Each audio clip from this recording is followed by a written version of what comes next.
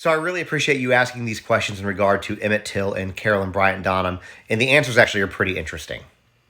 So first, in 1955, Carolyn was about 20 years old. Her husband Roy and her owned a store that Emmett came into to buy candy. She didn't really want to work at the store, from what we've heard, and so she accused him of whistling at her and accosting her.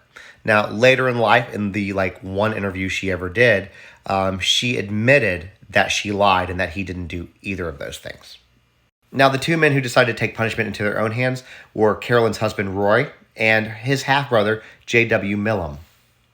And they did significantly more than just lynch him. They kidnapped him, took him to a warehouse, beat him, shot him in the head, then tied a industrial fan around his neck with barbed wire and threw him in the river.